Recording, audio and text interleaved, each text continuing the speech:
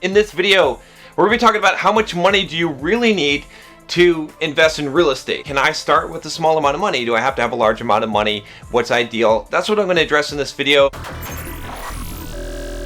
I'm John from Bulldog Mindset. On this channel, I teach you how to be a man. I teach you how to build financial independence, how to build the physique you want, how to get the girls that you want even, and how to go from the victim mindset to the Bulldog mindset. Everything you need to know about being a successful man today. Click that subscribe button to join us on this quest. And guys, if you haven't already, make sure you click the notification bell, because if you do the pound notification squad like you're going to see in the comments on this video and future videos, you'll get a chance to win a free Bulldog Mindset membership. Before we get into the amount of money that you need, let's talk about why this is important and why you would make the choice to invest in real estate. At what point? It's not about just investing money in real estate. It's about the long-term plan of what you're trying to do financially. Ultimately, when you're investing in real estate, okay, what you're trying to do is you're trying to increase your net worth. You need to make sure that that's the most efficient way possible to do that. Now, my argument is that leverage appreciation through real estate investment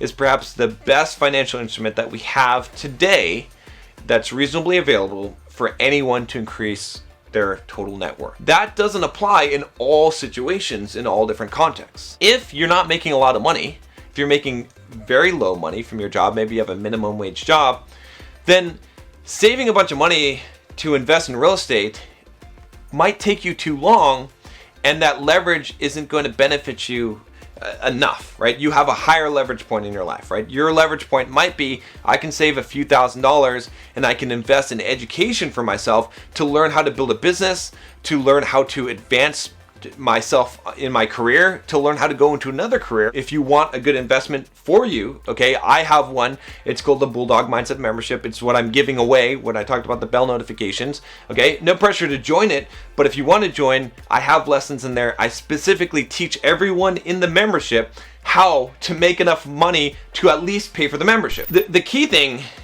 that you need to understand, all right, in order to know how much money that you need to invest in real estate, okay, is like I said, that whole concept of leverage. If you are running a business right now, or you're just starting a business, you may get a higher leverage point by taking some of that money and investing it into the business to be able to grow the business so that you can actually have money that's generated from the business that you can invest in real estate. Do not shortcut investing in your business or investing in yourself to invest in real estate, because both yourself and your business are higher leverage points. Now, not everyone has that. Maybe you already have a job, maybe you're already making good money. Okay, so now we get to the actual question of how much money do you need? In general, you need about 20% of whatever the purchase price of the property is going to be in order to be able to make the down payment for residential real estate. Now, you need a little bit of a buffer beyond that, because you don't want to just invest the money and then, if it's not rented for a while, go under, right? So you need a little bit of a buffer. I'd say somewhere around 25% of the purchase price of the property. That would be a pretty good buffer. It's pretty conservative. I've invested in real estate with as little as 10% down or 5% down, but I don't recommend it. I would recommend that you save up enough money so that you can have a solid, stable cash flow from that investment. Well, I can't afford to invest in real estate because I live in Seattle, or I live in San Francisco, or I live in New York, or even maybe you're in Atlanta, where the property prices are less, but they're still expensive in downtown Atlanta, or some location like that. The answer is you don't have to buy where you live. You can buy outside where you live in a suburb, or somewhere completely different. A lot of the real estate clients that I am helping to coach, okay, I show them how to invest in other places. I'm excited about this tool because I just found out about this, and I think I showed you guys last time, like you can search on a zip code, right? You could type in different zip codes here. I used to live in 83647, I wonder what that, Boise, Idaho. And we can see the properties there, all the properties on the MLS, and it allows you to be able to search for this. So you can see, right? So for example, actually this is Mountain Home. I thought I was looking at 836. All right, this is interesting. So let's look at Mountain Home. I actually used to live here too, because my dad was stationed here when he was Air Force. So, could we buy property in Mountain Home? Well, look at this. This property is $194,000. So what would you need to invest in this property? You need 20% down, right? So you'd need a down payment of $40,000, right? About $45,000, and you could invest here, right?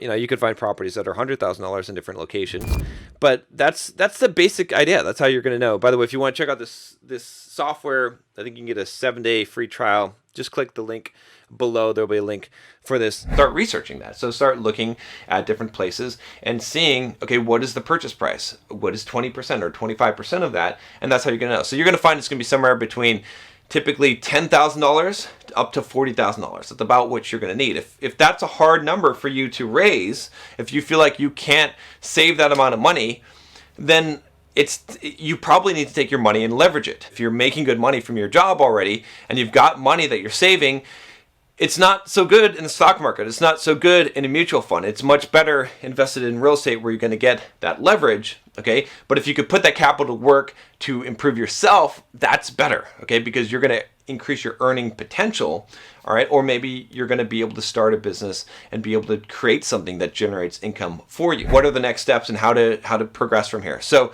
I've got a webinar that I'm going to do, a free webinar. You can click the link in the description below. There'll probably also be a link in the cards where I'm going to tell you exactly how to do this. I'm not even going to tell you, I'm going to show you, right? So I'm going to actually go and I'm going to use that software I showed you, PropStream. Go ahead and download it or sign up if you want to get familiar with it ahead of time so you can follow along with the webinar. It's not required, but that would help. And I'm going to show you exactly how I find a property.